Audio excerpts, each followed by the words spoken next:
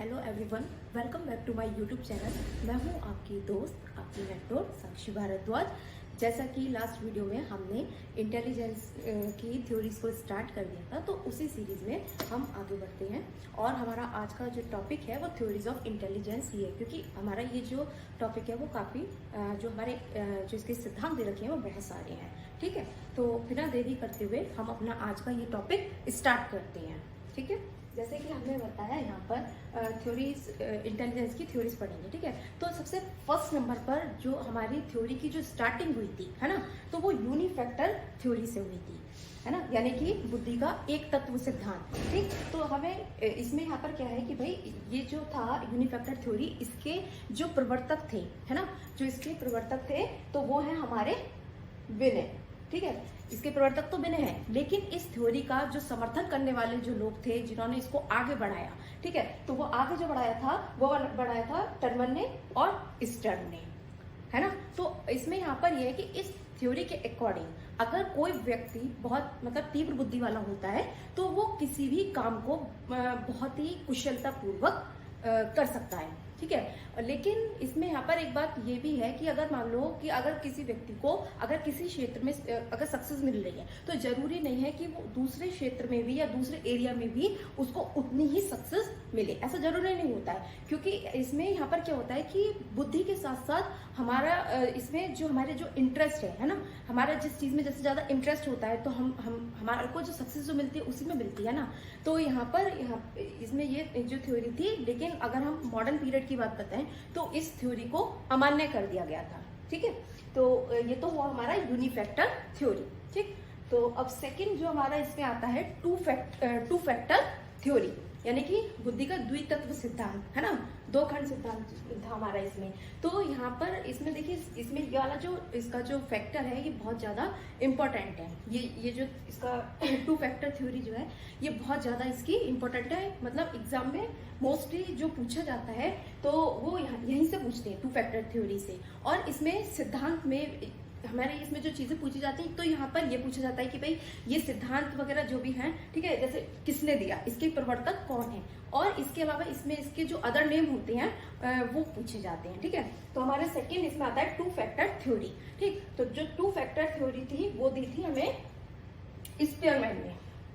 ठीक है, स्पीयरमैन ने दी थी। उन्होंने यहाँ पर बताया कि जो बुद्धि जो होती है यहाँ पर उसको इन्होंने टू उसमें कैटेगरीज में डिवाइड कर दिया। उन्होंने कहा कि जो बुद्धि जो होती है ना, जो बुद्धि है यहाँ पर दो तत्वों से मिलकर बनी है। ठीक है, एक इन्होंने बताया था सामान्य मानसिक योग्यता। ठीक है, सामान्य मानसिक योग्यता यानी कि जनरल एबिलिटी, और दूसरा जो इन्होंने यहाँ पर बताया था स्पेसिफिक एबिलिटी, यानी कि विशिष्ट मानसिक योग्यता। ठीक है, अब ये जो इन्होंने बताया था कि जनरल एबिलिटी, इसको इन्होंने क्या बोला, इसको इन्होंने बोला यहाँ पर जी फैक्टर। ठीक, और जो इनका स्पेसिफिक एबिलिटी जो था उसको इन्होंने एस फैक्टर का नाम दिया।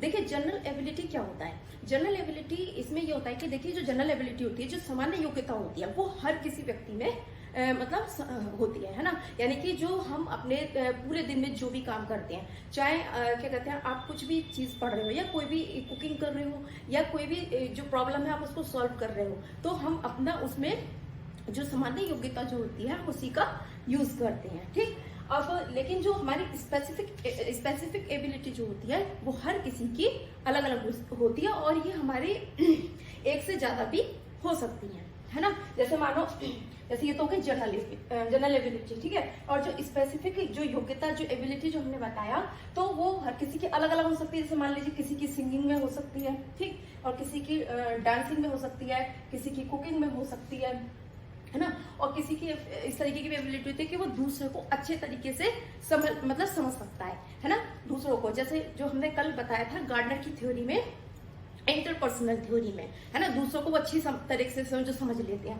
तो ये जो हमारी स्पेसिफिक एबिलिटी जो होती है वो हर किसी व्यक्ति की अलग अलग होती है, लेकिन जो सामान्य योग्यता होती है आप उसका हर कोई व्यक्ति जो होता है अपनी जो दिनचर्या होती है उसमें उसका यूज करते हैं, है ना। ठीक है, तो ये वाला जो थ्योरी होती है हमारी यहाँ पर कंप्लीट होती है। ठीक, फिर थर्ड नंबर आता है हमारा three factor theory.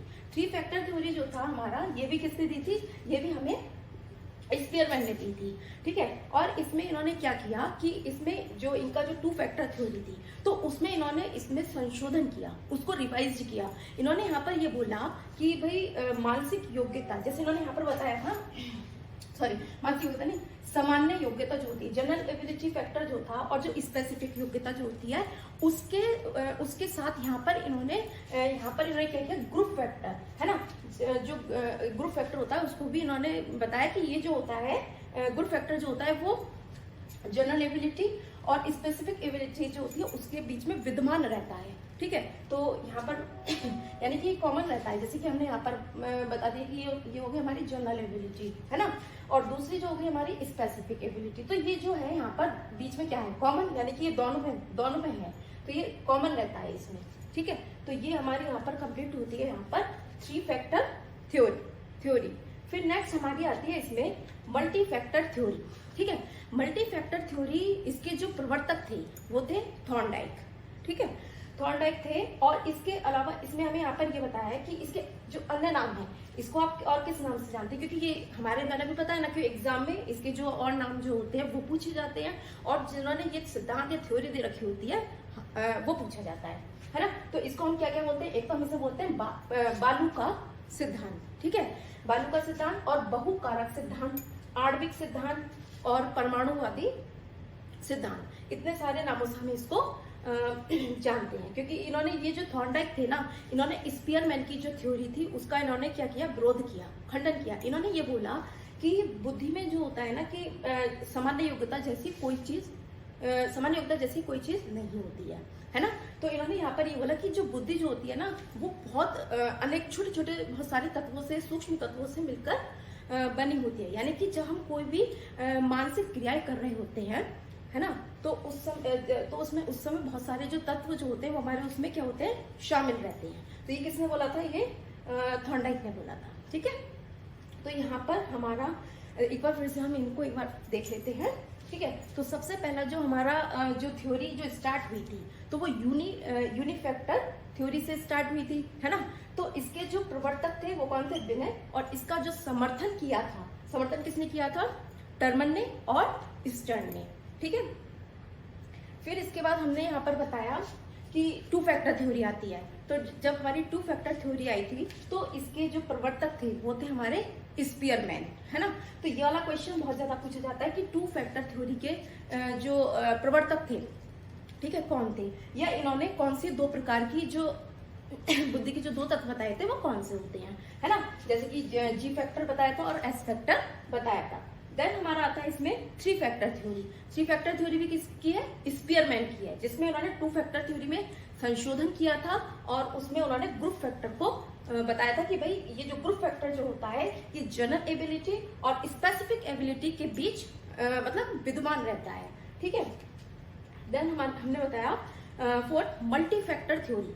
Multi factor theory यानी कि जो आपका बहुतत्व सिद्धांत है या बहुकारक सिद्धांत, ठीक है, परमाणुवादी सिद्धांत, बालू का सिद्धांत, ठीक है, इसके नाम से हम इसे जानते हैं। और ये किसने दी थी, ये दी थी थॉर्नडाइक ने, ठीक है। तो हमारा आज का ये जो टॉपिक है यहीं पर क्लोज करते हैं।